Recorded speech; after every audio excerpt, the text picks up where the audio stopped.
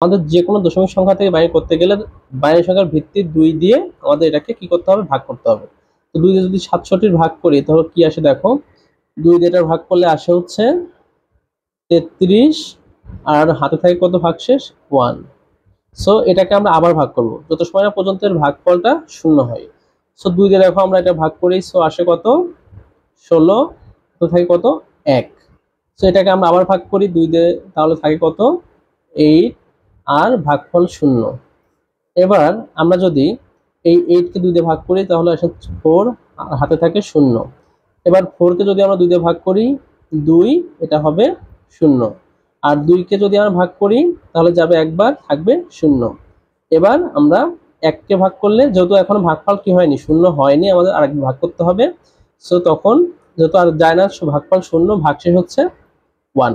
সেটা হচ্ছে ভাগশেষ, এটা হচ্ছে ভাগফল।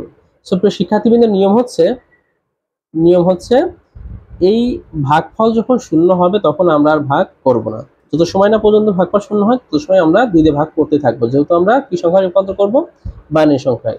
আমরা দশমিক থেকে যে সংখ্যায় রূপান্তর করব সেই সংখ্যার ভিত্তি দিয়ে ভাগ করব। যদি অক্টাল সংখ্যায় রূপান্তর করতাম আমরা এখানে 8 দিয়ে ভাগ করতাম, যদি হেক্সাডেসিমাল সংখ্যায় রূপান্তর করতাম 16 দিয়ে ভাগ করতাম। কত সময় ভাগ করতাম, যত সময় না পর্যন্ত আমাদের ভাগফলটা 0 হয়। তো ভাগফল যখন 0 হয়েছে, এবার কাজ হচ্ছে আমাদের এই নিচে থেকে উপর দিকে লিখে দিলে কিন্তু হয়ে যাবে। তো দেখো এখানে 1 0 0 0 0 1 1, এটাই হচ্ছে আমাদের সেই কি বাইনারি সংখ্যা। আমরা লিখে দিলাম 1 0 0 0, 3টা 0 দিলাম, তারপরে আছে আরেকটা 0 দিলাম, তারপরে 1 1। সো আমরা এই 1 1 লিখে দিলাম। তো এটাই আমাদের সেই বাইনারি সংখ্যা। সো আমরা বাইনারি সংখ্যা ভিত্তি 2 লিখে দিলাম।